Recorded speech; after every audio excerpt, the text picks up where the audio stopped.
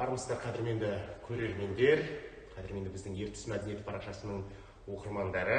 Бүгін бізде Павлодар қаласы нөмірі 43 мектебінің қазақ тілі мен әдебиеті пәнінің мұғалімі, тіл жанашыры Гросс Инга Райнгольдовнамен сұхбат құрғалы отырмыз. Қош келдіңіз. Сәлеметсіз бе? Енді барша осы желіде қазір қарап отырған өнеріміздің жандарына қайырлы таң дегім келеді. Енді бүгінгі қасиетті жұма күні мүбәрак болсын. Енді жиі осы мүбәрак деген сөзді қазір қолданып жүрміз ғой. Жалпы қазақ тіліндегі баламасы енді бәріміз білеміз, құт пен береке деген мағынаны білдіреді. Сондықтан да бүгінгі таңымыз құт пен берекеге толы болсын дегім келеді. Сәттілік серігіміз болып, бүгінгі күннің күні тек қана ырыс пен несібеге толы болып батсын дегім келеді. Жақсы, рахмет. Мына Гросс Инга Райнгольдовна және қазақ тілі мен әдебиеті мұғалімі. Мына осы аты жөніңіз көбісі сұрап жататын шығар. Қазақша сөйлегеніңізге таңғалып жататын шығар. Мына жалпы отбасыңыздың тарихын айтып берсеңіз. Енді шынымен де аты жөнім өзгеше, түрім қазақ, жаным қазақ. Әрине, дегенмен де көп жерде осыған қызығушылық танытады адамдар аты жөнім бөлек болғаннан кейін.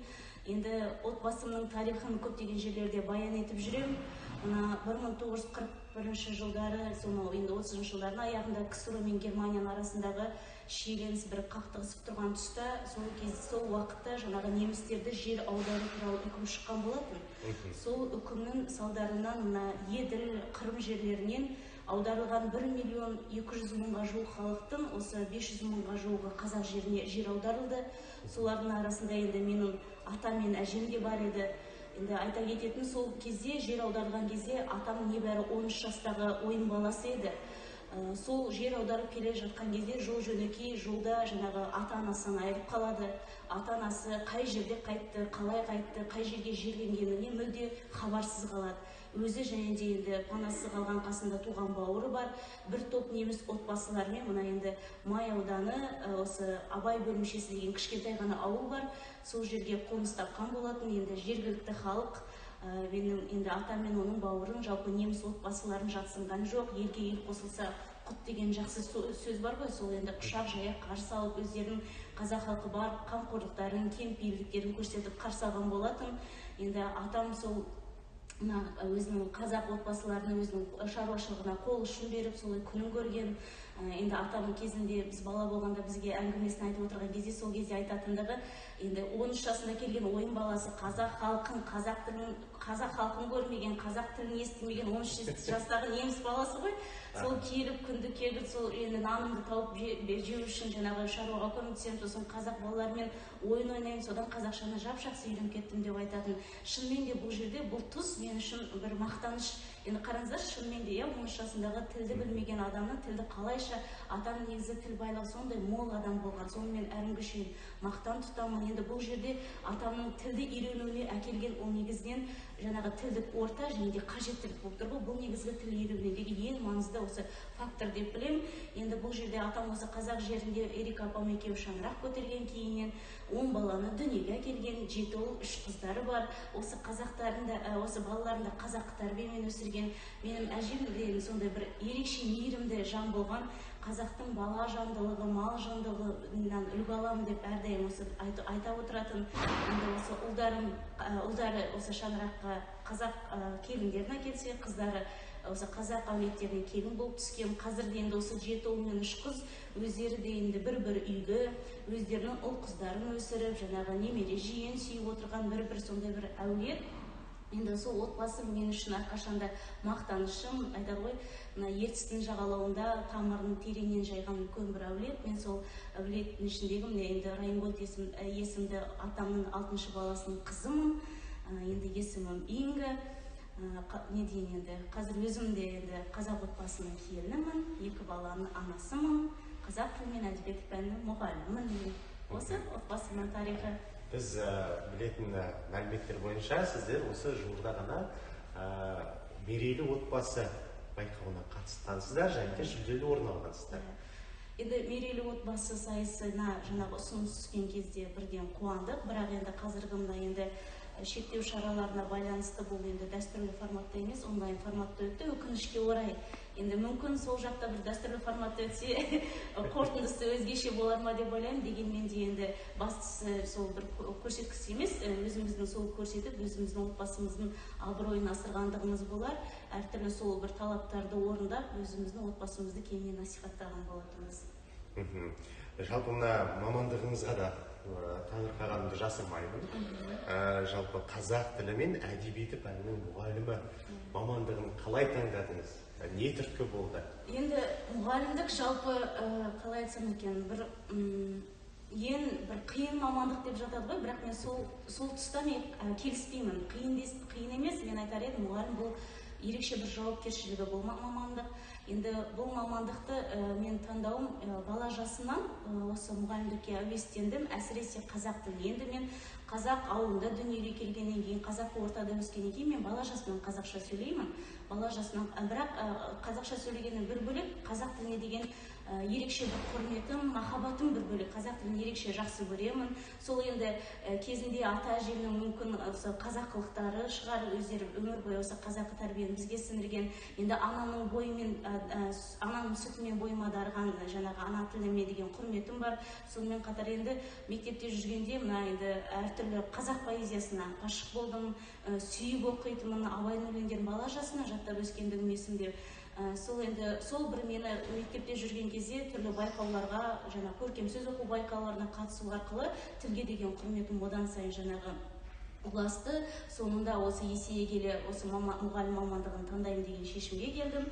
Енді арман жетегінде жүріп, орта білімді аяқтағаннан кейін, енді ол кезде ауылдың баласымыз, осы Павлодар қаласына келіп, енді мемлекеттік университетіміз бар, Торай Ғариф атындағы, сол жерге филология факультетіне оқуға түскен болатынмын. Ол жерде жаңағы мамандығымды үздік аяқтап, қазіргі таңда магистрлік оқуында жалғастырып, қазіргі таңда енді осы өңіріміздегі 43-ші жалпы орта білім беру мектебінің қазақ тілі мен әдебиеті пәні мұғалімімін. Жалпы осы мамандықты таңдағаныңызға еш өкініш жоқ? Еш өкініш жоқ. Айттым ғой, шынымен де бұл мұғалімдік қиындық мамандық емес. Жүректің қалауы. Мен айтам, адам егер де өзінің бар көңілімен, жанымен, жүрегімен осы мамандығын сүйіп дұрыс таңдаса, ол жұмыстың еш қиындығы жоқ. Ол керісінше саған бір ерекше шабыт береді. Сондықтан да менің мамандығым мен үшін мақтанышым. Жақсы, рахмет. Жалпы мына қазіргі таңда қазақ бола тұра қазақша сөйлемейтін жандар бар. Мына тіл мәселесі әлі күнге дейін көтеріліп келе жатыр. Әлі күнге дейін өзекті проблемалардың бірі. Жалпы қандай ұсыныстарыңыз бар? Мысалға тілді үйретуге, жалпы тілді насихаттауға? Енді тіл мәселесі, тіл мәртебесі дегенге әртүрлі көзқарас бар, әркімнің өзінің ойы бар. Енді қазірден ғана емес, бұрыннан қозғалып келе жатқан мәселе шынымен де ауқымды. Енді мен өзім орыс мектебінде жаңа қазақ тілі мен әдебиеті пәні мұғалімі болғаннан кейін, бұл жердегі мұғалімдердің мақсаты әрине ол енді өзге ұлт өкілдеріне мемлекеттік тілді меңгерту, жаңа қазақтың салт дәстүрін таныстыру, сол арқылы оқушылар жаңа қызығушылығын арттырып, оларға ауызекі сөйлеу тілін үйрету, өз ойларын еркін жеткізуге дағдыландыру. Енді қазір мұғалім болғаннан кейін біз әрдайым ізденіс жол үстінде жүреміз, жаңағы әртүрлі әдіс тәсілдер тілді меңгерту бойынша. Бір қазір енді жаңартылған білім бағдарламасы бар, сол салада жаңа технологиялар дегенде саралап оқыту, даралап оқыту, оның барлығын біз әрине мұғалім ретінде қолданамыз, қолданып та келеміз. Енді қазақ тілінің жаңағы мектепте өзім жалпы көңілім толады. Енді мен білмеймін, өзім өзге ұлт өкілі болғаннан кейін мен бірден аудиторияға кіргенде оқушылардың қызығушылығы артады. Көздері жанып, өзімді таныстырғаннан кейін мен оны бірден сезінемін. Және де мүмкін менің ішімдегі бір ерекше тілге деген айтам ғой, ерекше жақсы көремін қазақ тілін. Мүмкін сол менің жаңағы олар сезетін шығар, олар сезеді де мен соны сеземін. Менің тілге деген құлшынысым оқушыларға жетеді. Сондықтан да қазіргі таңда мысалы өзім беріп жүрген орыс сыныптарында балалардың құлшынысы жақсы деп білемін. Енді бір өкініштісі осы орыс сыныбында сабақ бергеннен кейін арасында отыратын қазақтарды көргенде шынымен де жаныма батады. Шынымен де қалай дегенмен де бұл жерде таным басқа, дүние басқа, салт дәстүрден, ырым тыйымнан олар біраз кішкене алшақтау болады. Сол жүрегіме батады. Сондықтан да әрқашанда соларды бір қаруым, солар бір мені бір ататын бір көздейтін қаруым сияқты, соларға әрдайым бірінші солардан бастаймын. Шынымен де егер де тіл соларға керек болмаса, соларға бастап, солардан жаңағы негізге ала отырамын. Және де мен ойлаймын, енді тілді білу үшін сол адам қызығушылық керек. Осы мектепте жүргеннен кейін отбасы, салт дәстүрлер деген тақырыптарды өте жақсы көремін. Сол балаларды қызықтыру үшін әртүрлі әдіс тәсілдерді қолданып, жаңа қазақ балаларын бірге қолданып отырамын. Тапсырма берсем де, әрдайым отбасын түпкі қылдырып, атаң не дейді, әжең бар ма? Соларға шетейін тапсырма беріп қоямын. Атаңнан осы тапсырманы әкел, әжең осы тапсырманы істеп. Ол өйткені отбасыдан басталады. Қалай дегенмен де, біз мектепте оқытамыз, балаларға да айтамын. Мысалға, сендер 3 жастан бастап балабақшаға келесіңдер, біз сендерді оқытамыз. Мектепке келесіңдер, мемлекеттік тілді оқытамыз. Мектептен кейін жоғарғы оқу орнына барасыңдар, ол жерде де оқытамыз. Бірақ дегенмен де сөздің шынына келгенде кейбір кезде мысалға сәлеметсіз бе, қалыңыз қалай деген деңгейден аса алмай жатыр көп балалар енді. Бірақ бұған не түрткі? Ол әрине қажеттілік. Бағанада атам да айтты ғой, мақтан тұтам деп қажеттілік, және де орта. Сол кейде балаларды күлдіртем, осы сендердің барлықтарыңды жиып алып, ауылға алып кетем ау деп. Оларды күліп қояды. Бірақ дегенмен де енді ондай жағдай болмаса, өзім орта беремін балаларға. Қазір әртүрлі енді телефон, смартфондары бар. Мысалы, WhatsApp желісін қолданамын, сол жерде толық ашып қойып, қайырлы таңнан бастап кешке дейін әртүрлі жағдаяттарды жазып отырамын. Ортаға жер, сондықтан да әр ортада сөйлескен кезде де өз балаларға талап қоятын, мысалы, мектеп ішінде жүргенде мен міндетті түрде жаңағы сәлеметсіз бе деп амандасу керек деген сияқты, әр адам жалпы өзінен бастау керек деп білемін, өзінен бастау керек. Енді не деймін, қалай айтсам екен, жалпы ең бастысы енді өзге ұлт өкілдері үйреніп жүр ғой, үйреніп жатыр, бірақ ең алдымен қазақ халқына өзім жақын болғаннан кейін, осы қазақтар да өздерінен бастаса екен деген тілегім бар. Енді қазақ отбасы және де орта ең басты фактор деп білемін. Тіл жалпы ұлтымыздың жаны ғой, айтады ғой Бауыржан Момышұлы, ана сүтімен бойымызға дарыған тілімізді ұмыту, ол бүкіл біздің ата-бабамызды, салт дәстүрімізді ұмыту дейді. Сондықтан да осы сөзді әр қазақ ескере жүрсе, тіліміздің деңгейі қазір осындай деңгейде емес, әлде қайда жоғары деңгейде болар еді деп ойлаймын. Сондықтан да әр қазақ өзінен бастаса екен дегім келеді. Шынымен де дұрыс айттыңыз, өте жақсы келтірдіңіз. Мына әлеуметтік ортада біздің қазіргі таңда мына қалалы жерде көбінесе бір сондай қажеттілік туындамайтын секілді қазақ тіліне. Жалпы осы қажеттілікті туындату үшін не жасай аламыз? Қандай әрекеттерге бару керек? Енді қазір көптеген игі бастамалар бар, мысалға тіл волонтерлік клубы ашылды, осы сіздердің бастамаларыңызбен, әртүрлі мониторингтер жүреді, бұлардың да өзінің бір 10 септігі бар деп білемін негізінен. Соны айттым ғой, әрбір жанның түйсігінде сол бір тілге деген құрмет болса екен, әр адам өзінен бастаса, сол бір дүкенге барса, сол бір әр қоғамдық орынға барып, адам өзінен бастаса, мен ойлаймын, онда бір жетістікке жетуге болады. Адамның ішкі құлшынысы, тілге деген құрметі болу керек. Ең басты фактор осы негізінен. Анна Данченконың айтқан бір сөзі бар. Мына қазақша білмейтін, қазақ тілде сөйлемейтін жандардың жалақысын қысқарту керек деген мәселені көтерген екен. Сол кезде қажеттілік туындайды, сол кезде қазақ тілін үйренеді. Бірақ бұл енді тым қатаң мәселелердің бірі сияқты. Жалпы сіз қалай ойлайсыз? Енді бұған қалай айтсам екен, бірден бүйтіп кесіп айту да өте қиын шығар. Енді қазір қоғамда өмір сүрудің өзі бір жалақыға қарап отырған заман ғой. Дегенмен де шынымен де бір рас мысалға талаптарды күшейту керек сияқты. Шынымен де мысалға мемлекеттік тіліміз мүмкін тек қана ресми қағаздарымыз тек қана осы мемлекеттік тілде ғана болу керек деген бір кейіннен осы бір заңға барсақ, мен бұл заңды құптар едім. Жаңа орыс тілі бізде қазір енді қатар жүр, бірақ таза қазақ тіліне деген ауыстырылса, мен ол шараны өзім құптар едім деп білемін. Енді шынымен де түрлі ұлттың жаны, қасиеті, қадірі, сондықтан да әр азамат осы тілді білу керек деп мен білемін. Тілді енді айтады ғой, үйрену керек. Тілді үйрену аз, оны білу керек, білу де аз, оны меңгеру қажет дейді. Меңгеру аз, оны енді қолдану керек. Шынымен де әр адам қолданып жүрсе, ол әрине нұр үстіне нұр болады деп білемін. Менің үнемі сұрағым келетіні, әсіресе өзге ұлттың адамын көрсем, мен міндетті түрде сұрағым келеді, осы қазақша сөйлеген кезде біреулер мазақтамай ма, күлмей ма, ортада бір кемсітушілік байқалмай ма? Енді мен жалпы өзім айтып отырмын ғой, жалпы жаным қазақ, тәнім қазақ, қазақ ауылында өскеннен кейін әрине менде тілді мен өте жақсы білемін.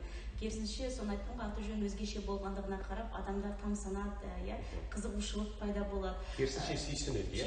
Керісінше иә, сүйсінеді шынымен де, өзімнен де бұл өте сондай бір мақтаныш. Мысалға сіз сол айттым ғой, сабақ бергеннен кейін, алғаш аудиториямен танысқаннан кейін балалар да үйлеріне айта барады. Мысалға арасында отырған қазақ балалары болсын, орыстар болсын, айта барады. Үйге келгеннен кейін маған болады, телефон шалады, немесе WhatsApp желісімен, оларға қызығушылық. Здравствуйте деп жатыр, сәлеметсіз бе, одан сайын мен білемін оларды қызықтырғанды. Сөйтіп мен әрқашан аянбаймын, мен бір септігім тисе де мен барлығымен сөйлесе беремін. Сөйлесіп, жаңағы айтады ғой, тілдік ортаны әрдайым сыйлағым келеді адамдарға. Жақсы, өте сондай бір керемет сұхбаттардың бірі болып келе жатыр деп ойлаймын. Жалпы мына көпшіліктің қабылдауында жалпы тілге бір басқаша бір мотивация қажет деп ойлайды. Жалпы бір тілді үйрену үшін сол жаққа барып, түп тамырымен еніп үйрену керек дейді. Бірақ біз енді өзімізді өзіміз қазақ қыла алмай келе жатқан халықпыз. Бірақ соның өзінде де тағы қандай бір әрекеттерге баруға болады? Мысалға мектеп кезінен, енді сіз мектепке жақын болғаннан кейін білгім келетіні, мысалға бір бөлек орта құрып, болмаса сол жерге ақырында бір-бірден балаларды кіргізіп үйрету керек па, мектеп қабырғасында бір үйірме ретінде не жасау керек? Мектеп қабырғасында енді үйірме ретінде өзім жалпы айтып тұрмын, поэзияға жақыннан болғаннан кейін көркем сөз үйірмесін әрдайым жүргізіп жүремін. Осы бастаманы негізге алып, сабақ үстінде де айттым ғой, түрлі өкілдері арасында отырса да, олар менің тілге деген құрметімді, махаббатымды, поэзияға деген ерекше құлшынысымды көреді. Сабақтың барысында өзім айттым ғой, қазақ поэзиясына жақынмын, өлең оқу, өлең талдау деген сияқты ол жаныма жақын. Алдыма келген 5-6 сынып оқушыларына, мысалға, оларға өлең талдауға дейін үйретіп қоямын. Кәдімгі өлеңді орыс аудиториясына тақтаға өлеңді жазып тұрып 4 жолды өлеңді, сол өлеңді буынға, буынаққа бөліп, міне буыны осынша, буынағы осынша. Бұл жерде мен оларға жеткізгім келетіні, жаңағы буын-буынаққа бөлген кезде олар өлеңнің құдіреттілігін түсінеді, құдіреттілігін. Яғни неге әр жолдағы мысалы буын-буынақ санатындар сәйкес келеді? Бұл қазақ өнерінің құдіреттілігі. Қараңыздаршы деп өзім ана балаларға жанымды беріп түсіндіргенде, олар да ерекше қызығушылық танытады. Өлеңді оқыған кезде бұрынғыдай олар маған жаңағы өлең тақпақ жаттауға береміз ғой, бұрынғыдай тақылдатып айту деген жоқ. Олар бұл жерде түсінеді, қай жерде интонация, қай жерде кідіріс болу керек. Яғни талдау барысында мағынасына ене бастайды, және де өлең оқыған кезде олар мүлде басқаша жаңағы өздері де сезінеді. Олардың бойларына бұл дариды, қазақы жаңағы қазақ поэзия құдіреттілігі бойларына дариды. Соған мен мақтанамын. Өзім бір жақсы тағы да бір оқушым бар. Былтырғылар жылы осы облыстық деңгейге дейін сол көркем сөз оқыдан сол оқушыны алып шыққан болатынмын. Өзі сахнаға жақын оқушы екен, тіпті жақсы болды. Бірден қағып алды сол өлең талдау деген нәрседен, бірден талдап жақсы түсініп, жаңағы жақсы нәтиже көрсеткен болатын. Жалпы осы көркем сөз оқу байқауларына жылына қанша бала барасыздар? Енді көркем сөз оқулары әрине бізде әртүрлі мектепке жоспар бекітіледі. Енді сол жоспардың аясында оқуларды өзімізге бөліп аламыз. Мұғалімдер енді 3-4 баладан өз басым. Бірақ жаңағы жыл бойында оқулар өте көп. Оған мектебіміз белсенді түрде атсалысады. Әр мұғалім өзін дайындайтын оқушысы болады. Енді өзім жылда осы Ерботин оқуларына, Абай оқуларына жаңағы оқушыларды дайындап отырамын. Енді осыдан 1-2 жыл бұрын Торайғыров оқулары болған. Сол оқуға енді Сұлтан Махмұттың қоңыр көзі дейді, жаңағы хаты келген кезде енді жасым келіп тұр екен. Сонда бір ойладым, осы оқушыны қоя тұрайыншы, өзім де қатысайыншы деп бала жасында сол жаңағы сайысқа бір мықты дайындалып, жақсы дайындалып, бас жүлдені алған болатын. Өзім де әлі де сол оқушы шәкірт дайындасам да кейде арасында өзім де қызығушылық танытып, және де оны оқушылар мақтан тұтады, көреді, соған аған қарап ой түзегілері келеді. Мен үшін қашанда сол бір ізденіс, қашан өзім де қатысқым келеді, шәкірттерім де осылардан өз артынан ала жүремін. Яғни өз болмысыңызбен оқушыларды қызықтырып, оқушыларға бір жақсы бағыт беріп келе жатырсыз. Жақсы, үлкен рахмет. Мына шынымен де сіздің сөзіңізге тұздық, жаңағы поэзия арқылы, әдебиет арқылы, сөз құдіретін сездірту арқылы жалпы қоғамды дұрыстау келетін секілді.